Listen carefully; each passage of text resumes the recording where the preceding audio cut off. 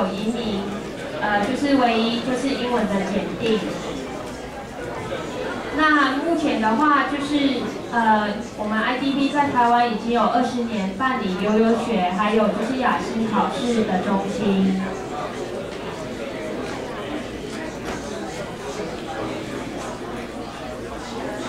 那雅思考试的话，它有分成就是听说读写4个方面的考试，然后是一个全方位的英文检定。那截至目前为止的话，考试的部分就是到2012年，目前为止已经有180万人次的考生报名考试。那雅思考试目前是由剑桥大学，还有我们 IDP， 还有 British Council 3个单位就是合办。那目前雅思考试的话，就是有它的考题有来自就是澳洲、纽西兰、加拿大、英国，还有英国就是美国的，就是相关一起出题。那就是目前有接受可以报名的国家，已经有130个国家。那你们现在看到就是图上面红色的，就是目前已经有就是报名雅思考试的地点。那基本上的话，就是我们现在开始1个月都会有4个场次的考试可以选择，然后考试成绩就是在第13天之后会公布。那目前就是像美国就是百大的大学现在都是有接受那个雅思考试的成绩。那像美国的话，比如说像哈佛啊，然后或者是就是哈佛或者是哥伦比亚，或者是像加州大学，然后加拿大的话就是有多伦多大学，他们都是有接受雅思考试的成绩。那雅思考试目前就是可以用在你可能留学方面，还有移民，然后还有工作方面，都是可以用雅思考试的成绩。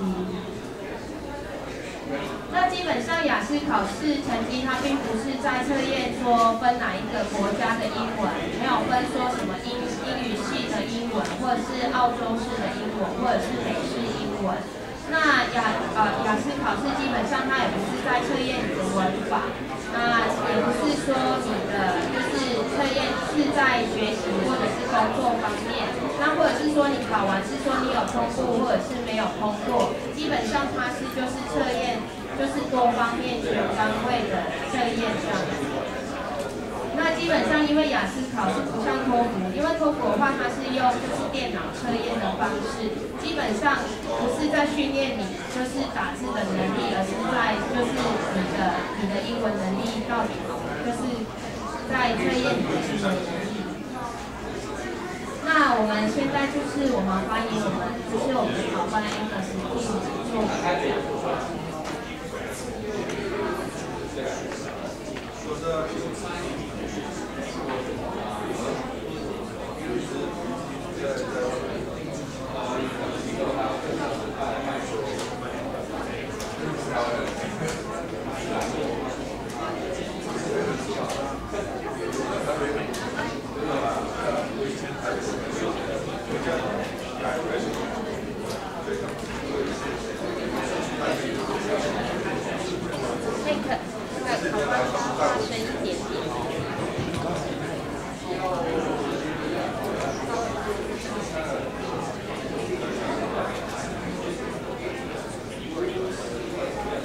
Okay, great, thank you. Yeah, like you said, my name is Angus. I was asked to come here to give you some information about the IELTS test. Now, I don't want to bore you with the aspects of the IELTS test. Instead, I am going to give you some information that will help you get a better score.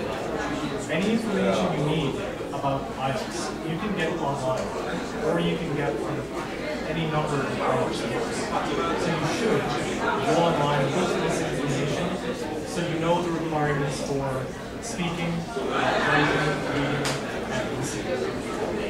My specialty, of course, is writing and speaking, because that's what I do. I interview people based on a criteria of assessment, like what was said here on the screen. So today, I'm going to focus most of my discussion on writing, because this is what causes people the most trouble, and I think it's what I could probably provide you the most useful information on. So I'm going to talk about both of the essays that you're required to write, and if you have any questions when I'm done, I'll be happy to answer anything you have to ask. Or if you have questions regarding speaking, reading, or listening, I can try to answer those as well. But we only have about 30 minutes, so I can't talk about everything. Now, you'll see up on the board here, up on the projector, this is called a band descriptor. It's not very clear, you can't see it, but that's okay. I'm not going to go into it in detail. But you can see, it says up here public version. And band descriptor. IELTS is a 9-band test. So it starts down here at band 0. To get 0, you don't come, and you just don't show up. You can't get, as long as you read your name down, you can't get 0. Up to 9 of course, means you are absolutely basically perfect. Most people that take the IELTS test are somewhere between 4 and 8, maybe 4 and 7 is the standard. One of the standards of the deviation test scores that you see. Now for writing, there are 2 different essays that you're required to write. The first one is 150 words on describing a diagram. Now typically, a diagram is a graph or a table. But it could be a picture of some kind, it could show a process of something happening, or it could be comparing 2 different types of houses, or something like that. When you do your preparation, you should probably focus on graphs and tables. Pie graphs, pie charts, line charts, bar charts, that kind of thing. Because in my experience, 80% of the past 1 test questions are based on graphical materials. Now I'm going to have a discussion of this for a little while. This is what I'm going to focus on to show you how to get a better grade and some of the problems and pitfalls that people have when they write this essay. So like I said, it's 150 words. You have to be sure that you write at least 150 words. Now this is available online. You can Google IELTS band descriptor and you'll get this. And this will tell you what you need to do to get a good grade. And like I said, it's basically what I use when I assess people. It's a little bit different. The one that I use has more information, but generally it's pretty close.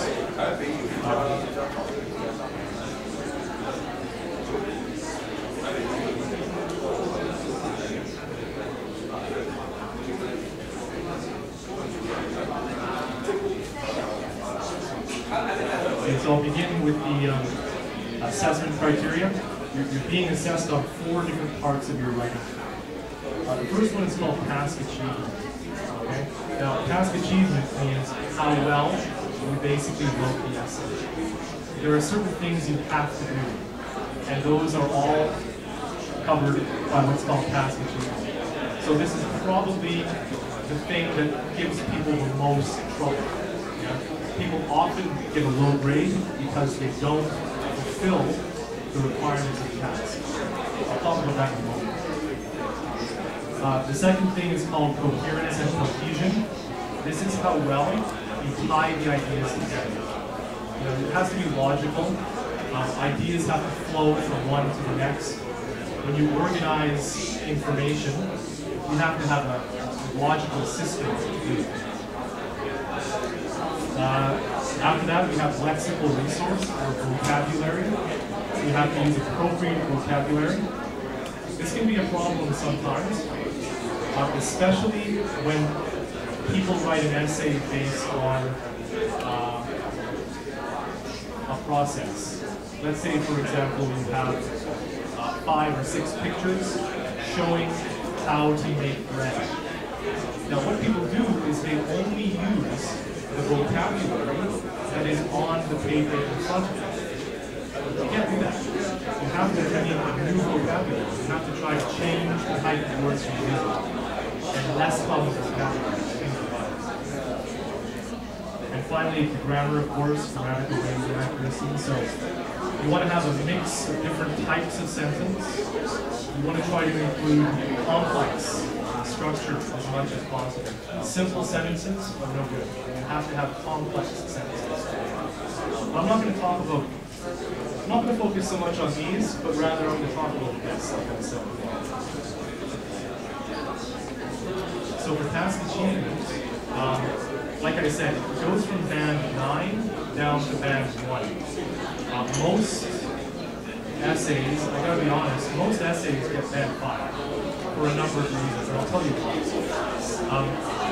To get a 7, you have to basically have a good overview, a very clear overview, and you have to pick out the information and describe it very clearly. You can't leave anything out. You have to have good data, picking appropriate numbers or whatever there is in the graph. To get a 6, it's a bit of the same really. Overview is important and then appropriate information. Now, band 5, most essays fall around band 5 for 2 reasons. One, very few people include an overview. An overview is an all-encompassing statement that you can say about the picture. I'll explain that more later.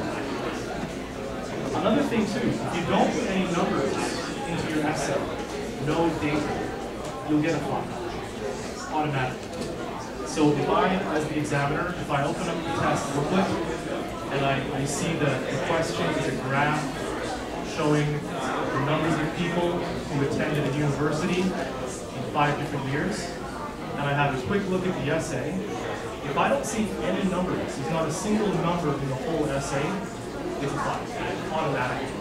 And so it has to include data, and it has to be relevant. The biggest number, okay, good. Comparing to similar numbers, things like that.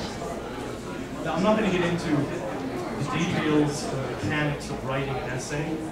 I'm not going to talk about how to write an essay. I'm just going to talk about fulfilling the achievement, the requirements of the task. So that's very important. You can't forget this. 4, this happens sometimes. If I have 5 universities mentioned in the graph, but you only talk about 3 of the 5 universities, just leave out 2, that's 4 for task achievement. So you've got 4 different things: task achievement, appearance and cohesion, lexical resource, grammar. So I'm talking about this one here. 4 for task achievement if you don't talk about everything. 3, this happens sometimes too. Fails to address the task. The purpose of the task 1 essay is to simply describe information. You shouldn't try to provide reasons. So if you have a comparison of 5 different countries and healthcare, and maybe there's an African country where the quality of healthcare is very low, and you start talking about how in Africa economic conditions are not as high as they are in other parts of the world, and therefore, no, never do that. Never try to explain the basics. If you do that, this could come into band 4 if the description is otherwise not bad. But if that is the focus of your essay, and it often is, you know, people talk about modern technology, it shouldn't be about modern technology. It should simply be about what the information on the paper is showing. So don't try to explain anything. And that's the idea of ideas being largely irrelevant. So the relevancy of it. This is not very common.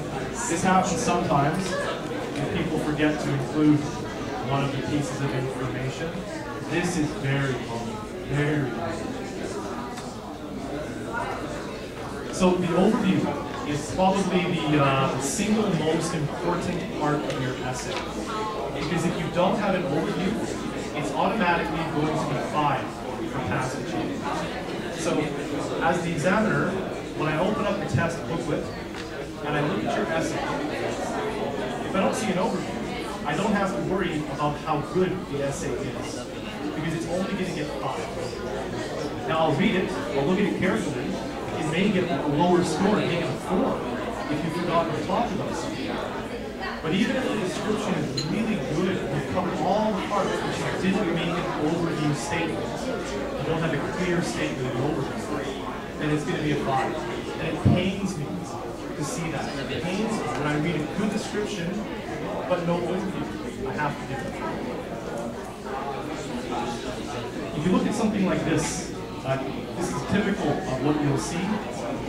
It's relatively simple. There's only 2 pieces of information. It's over a period of years, right? Horizontal axis shows time. The vertical axis is showing numbers of students. Here's my data. An overview should cover the whole period. So what I would say is clearly, or it's clear, that the number of students went up over the period. I have to cover the whole period, and I have to talk about what happened. Up. Up. Perfect. That's it. Yeah, that's the overview. If you don't say that, you're going to get a 5. Fantastic. Very few essays that I read. I don't know, if you have an IELTS teacher, if you're in an IELTS class, and your teacher doesn't tell you that, you should get a new teacher, yeah? Because that is fundamental to success in this case. Now, if you see there's change over time, for example, a period of years along the bottom, that's what you should focus on. You could make a comparison also. For example, in every year, if the number of boys is always higher than the number of girls, I can say that as well.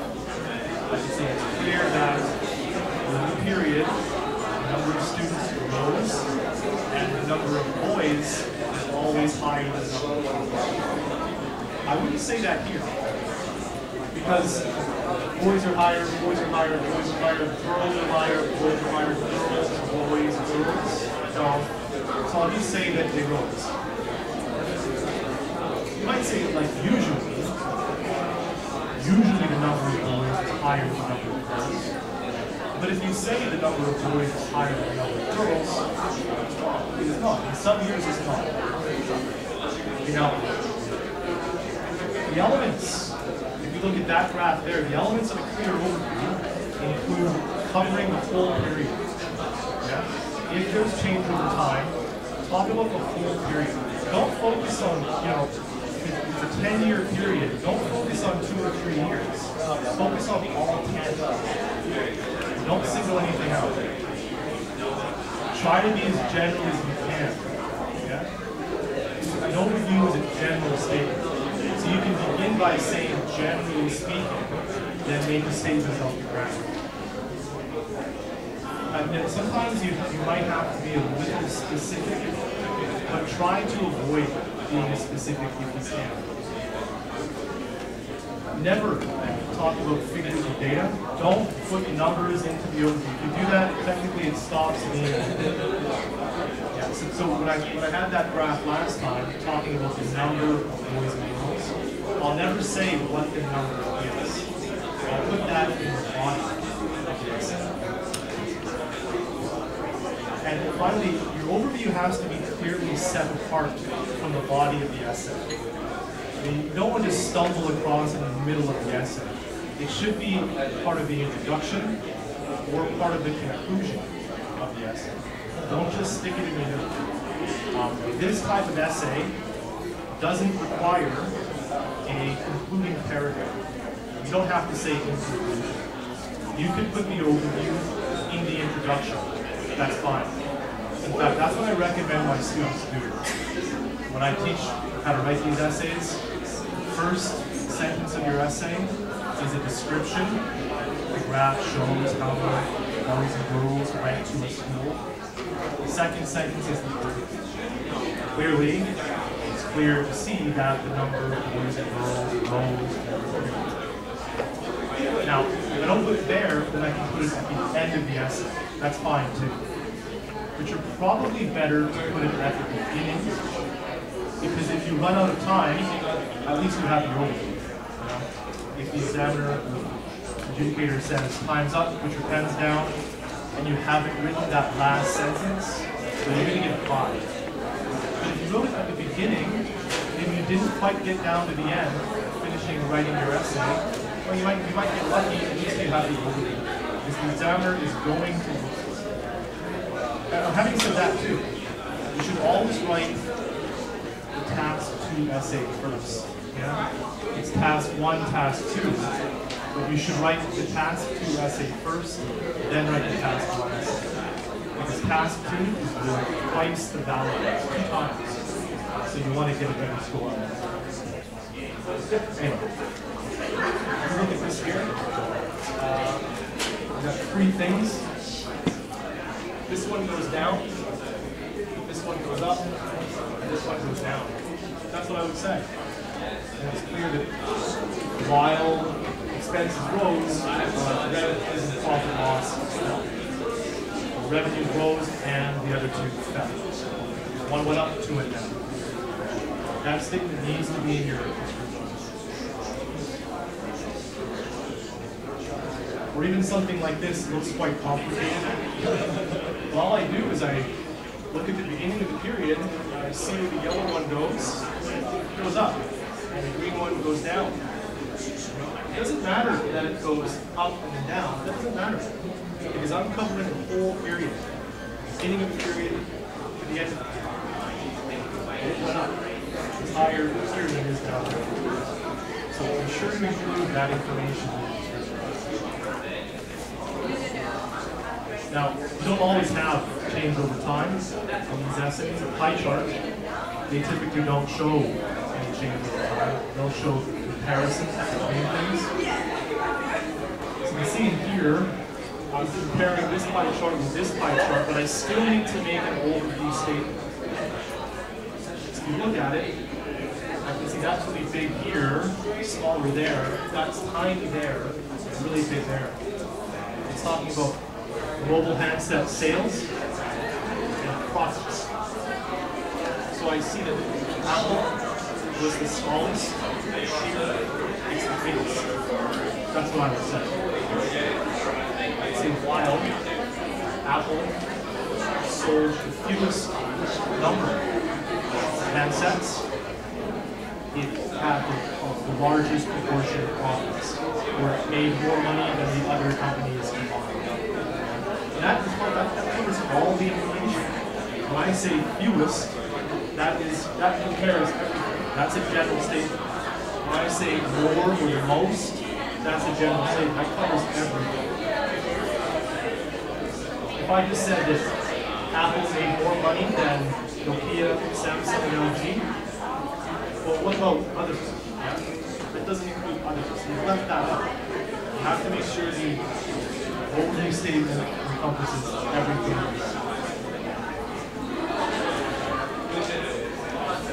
Now, I'll move on to, that's what I wanted to say about task 1, because that is the one thing that people chronically forget, is that one. Now, moving on to task 2, the second essay, that is a 250-word essay responding to some kind of question or statement. And again, this is the band descriptor for task 2. You can find this online. Google IELTS task 2 band descriptor. And you should study it and kind of become familiar with what you need to do to get a good grade. Again, there are 4 things. So each is worth 25%. Grammar is worth no more than vocabulary. Again, I'm going to focus on the first one, this one here, because this is often what causes people trouble. The assessment criteria. For your task 2 essay, it's called task response. This is how well you respond to the question that you're given. And Again, coherence and cohesion, that's paragraphing, how well you've organized the information. One thing to keep in mind, the essay must be paragraphed. It must be paragraphed. It has to have a clear introduction, at least 2 body paragraphs, and a clear conclusion. It has to be a 4-paragraph essay, at least. You could write 5 or 6, but in my experience, 4 is all you need, because it's only 250 words. You don't have to write that. So 4 is usually good. Vocabulary, of course, the same as last time. And finally, grammar. Now, you're not going to talk about these, that's more detailed in essay writing. Focus on the first one.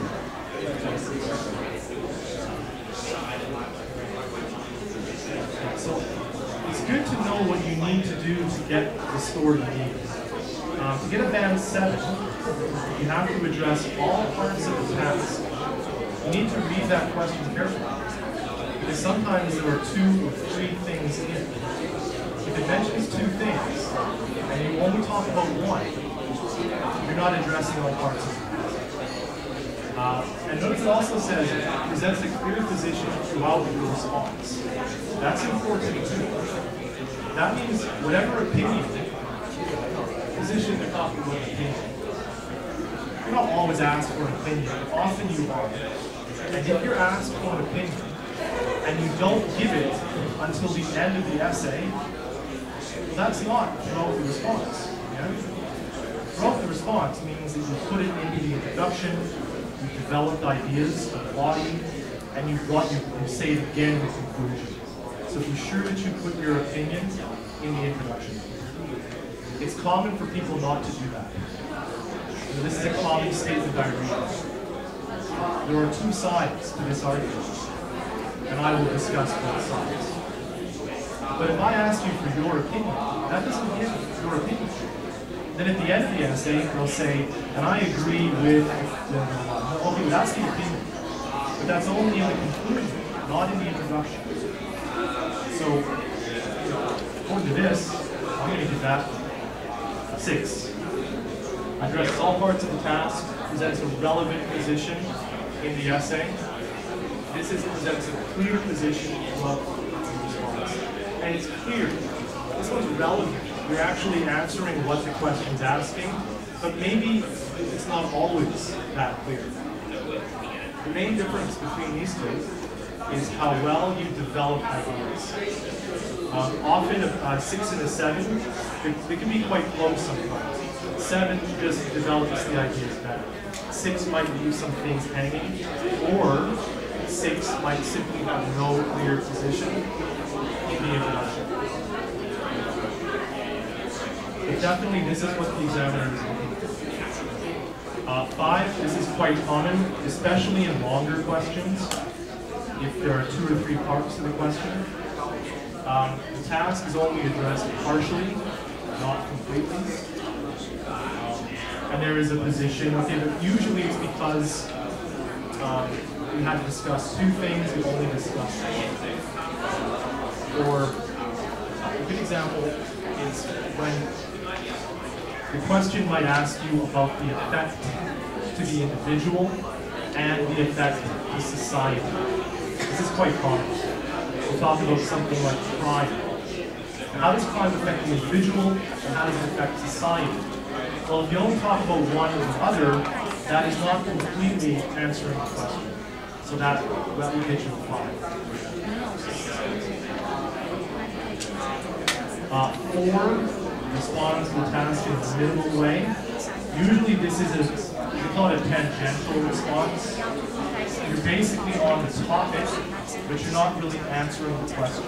And this happens often. Sometimes there'll be out of 20 essays, 15 of them will be like this, because the question might be quite tricky. So you need to really look at the question carefully. I can remember one time, there was a question that mentioned modern technology enabling people to do their work from home. You don't have to go into the office. And how this development helps employees, workers, more than it does employers. And what do you think? What are your thoughts? Most of the essays talk about how great modern technology is. The internet is a wonderful tool. You can do all kinds of things with the internet. That's not the question. The question is working some code. So just because you see a word like modern technology, doesn't mean the essay is about modern technology. This essay was about not having to go to the office. So it was a disaster. And again, unclear position. If I say to you, which do you prefer, coffee or tea? And you say, I like them both. That's not clear. I said, which one do you like more? I like coffee more. Okay, that's clear. Right? So if you get a comparative question, like are there more advantages than disadvantages, and you say there are both advantages and disadvantages, that's not a clear position. So you could fall in one of these two, but I'll talk about that. You can fall in one of these things. And finally, band 3, this is quite uncommon. You basically missed the question. You wrote an entirely different essay. And the thing about band 3, if you don't address the question, the same with band 2. This is degrees of how badly you missed the question. You missed it pretty badly, totally wrong. And the problem with these scores here is if you're in this band, then probably your vocabulary is going to be wrong. So you have a low vocabulary score. And your organization, your coherence and cohesion, it won't make any sense because you're not answering the question. So if you're down here and you really get off topic, you're only really being assessed on your grammar. So sure you answer the question. So the most important elements of this past response, TR, is again, you answer all parts of the question. Count the circle words to make sure you're identifying how many parts there are. Read it carefully, and it's important that you use the information that is provided to you. That's if the word television appears in the question, and if the word television is not in the essay, then how is that possible? You have to use the language from the question. In fact, I tell my students, paraphrase the question. Use the information they give you, put it in the first paragraph. Then the examiner knows that you're writing the relevant essay. You're not writing some other essay. And that clear opinion, that's important too. That's what the examiner is going to look for, clear opinion. Yeah, like I said, for band 7 and higher, you have to have it in the introduction, throughout, a consistent message throughout the body paragraphs, and finally in the conclusion. And make it as clear as you possibly can. Don't beat around the bush. Yeah? If it says, do you agree or disagree? I agree. That's clear. Yeah? Clarity of message is so important. If I have to scratch my head and think, if it's one of these sort of expressions that people get from essay writing books, something like, there are two sides. Every coin has its flip side. What sort of thing is that? So be sure that you make a clear statement.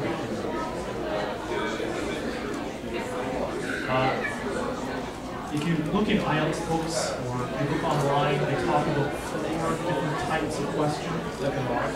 But really, you can think about there being 3 basic types of questions. 2 different types of questions.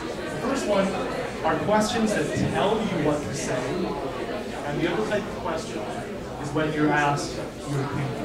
Do you agree or disagree? What do you think? What's your opinion? And then sometimes you get both. It'll tell you to say 2 things, and it will ask you for opinions. Now this is clearly the easy way, because you don't have to think so much about what you're going to say. You just talk about what they tell you. You write about what they tell you to write. This one here would require more detailed reading. You have to think. But typically, you can use information from the statement they give you in your answer. I'll give you some examples. And I'll tell you, this is a killer. I'll show you the third type, both. It is a killer. When that type comes up, oh, very few people answer this question. Very few people. So if you look at a question like this, some of you may have seen these questions. They're from books that I use.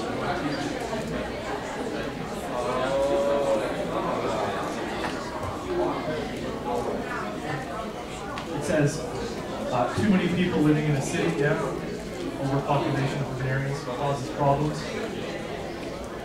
List one or two problems and offer a solution. Okay? So, in my first body program, after the introduction, I would talk about problems. It says one or two. You're probably better to talk about one. Yeah, one problem. A solution. Right? You have the word solve.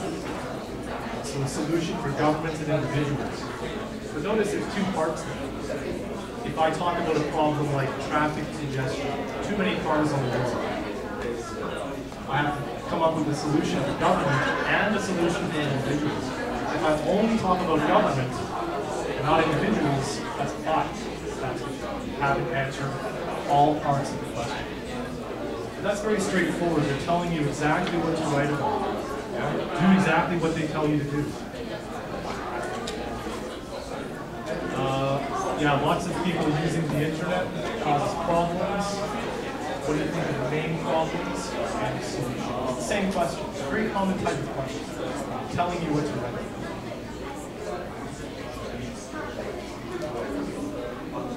Youth crime. That's young people committing crime. It's becoming a big problem. Why is this happening? So that would be the cause. Yeah, this is asking for the causes of youth crime. Why is it happening? Well, it's happening because. So I could begin by talking about why young people commit crime. The second paragraph, the second body paragraph, how should young offenders be punished? There's ways of punishing young criminals. Now, you could say something like, so young people shouldn't be punished. We should do other things instead. We should offer counseling. But that's not what it says. It says, how should they be punished? So you should literally think of some ways to punish young people. If you want to have a vocabulary that is topical to punishment, re-educating young people is not relevant. Putting them in jail, that would be relevant. Finding their parents, that might be relevant. So don't think that you have to come up with some sound answer, like a good answer to the question. Just go with what they give you. Use the most obvious, relevant information that they provide you with. In many countries, there are not enough people for certain jobs, not enough good people for certain jobs.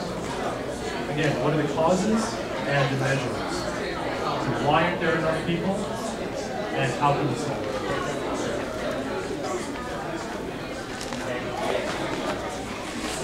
Now, people spend too much time watching TV than doing it, or more time, factories. So I have one paragraph on one factor, and a paragraph on another factor. Just asking you to provide factors. Nothing else, just factors. People are too busy at work. Or there's a lot of sport on TV, ESPN, things like that.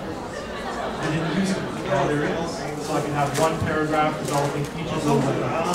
So it's simple. Now, the other type of question, like I said, asks you for an opinion. Do you agree or disagree? So a question like this, modern technology enables people to travel further and faster for less money. This can only be a good thing. Do you agree or disagree? Well,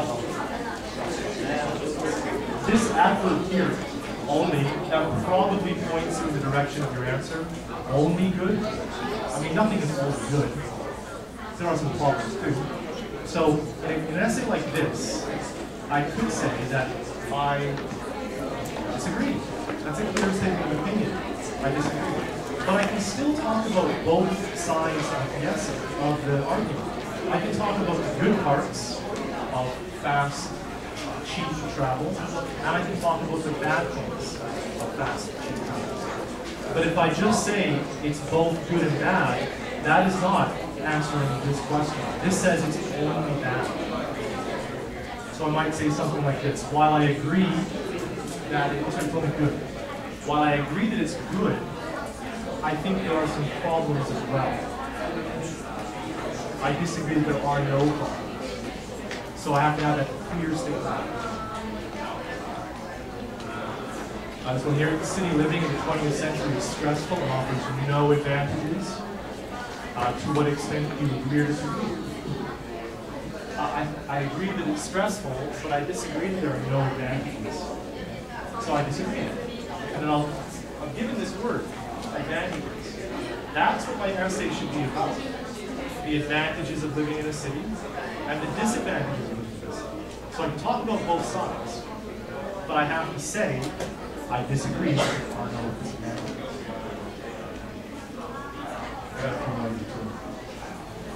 Academic intelligence is the only measure of a person's academic.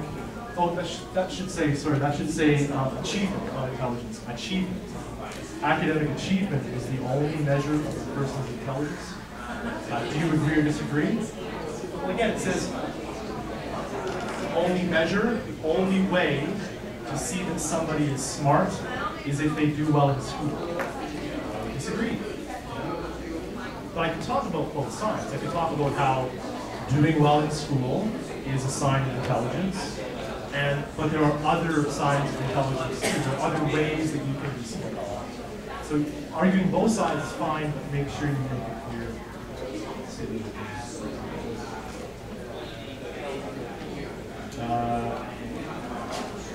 Because of falling birth rates and better healthcare, the world's population is getting steadily older, and this trend is going to cause serious problems for society. Do you agree or disagree? Well, I can say, again, both sides. I agree that it's going to cause problems, but there could also be some good things too. If the word problem is in the essay, that's what I'll focus on. That's the focus of my essay. That's what the examiner is going to be looking for, a discussion of problems. But you could also talk about the other side, the benefits. Or you could just agree and say one body paragraph about one problem it might cause, and another body paragraph about another problem. The problems is the focus. Now, if you see comparative language, I mentioned this before, this is really important too, that you offer a clear opinion based on what the question says. So if you read this, in the last 20 years, there have been significant developments in the field of information technology. For example, the World Wide Web and communication by email. However, future developments in IT are likely to have more negative effects than positive. Do you agree or disagree? But I can guarantee that a lot of people would say there are both positive and negative effects. That doesn't answer the question. That's not a clear point. It says the negative effects will be more profound than the positive.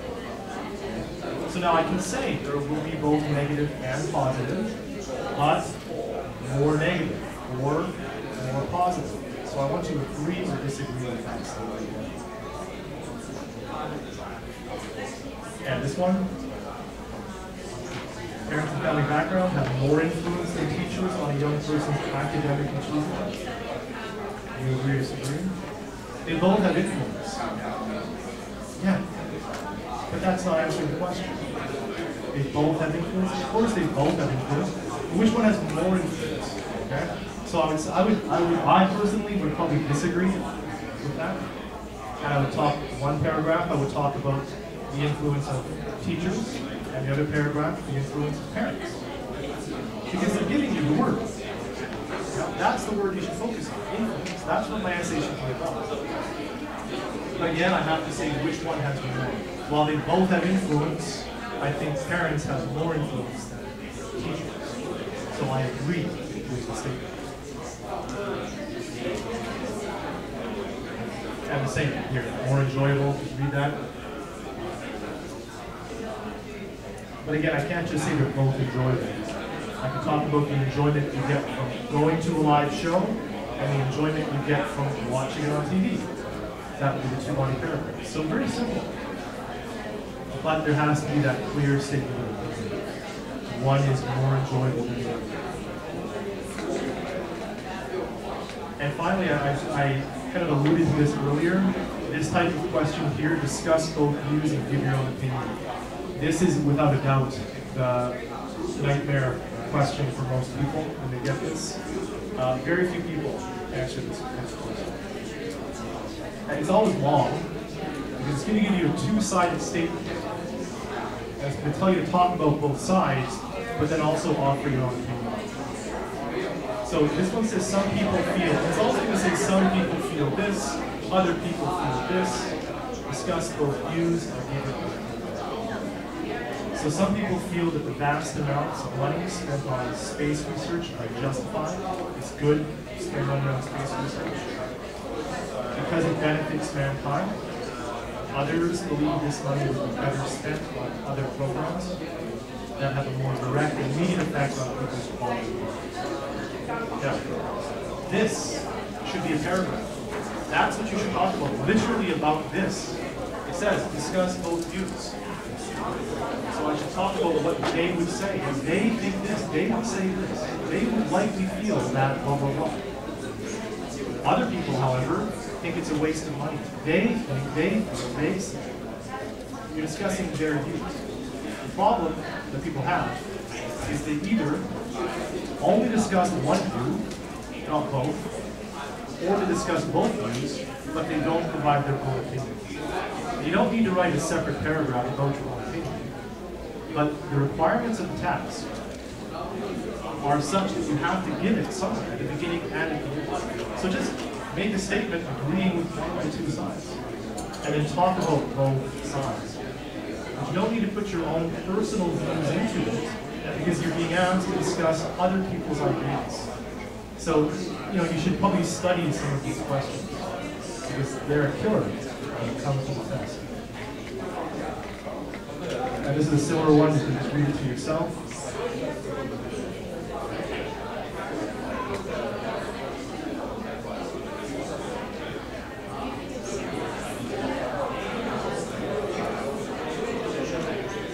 So, team sports in school are good for kids. Other people think they're bad. Sorry, other way around. Some people think they're bad, don't belong in school. Others think they're good for the development of children. It says the development of children. That's what you should be discussing, the development. They're literally telling you what to say. You have to kind of flush it out and fill in the blanks and provide your opinion. So don't be confused when you see that type of question. That's all I have to say about that. If you have any questions regarding anything I've mentioned here, or anything about speaking or listening or reading, I can answer those. Any questions?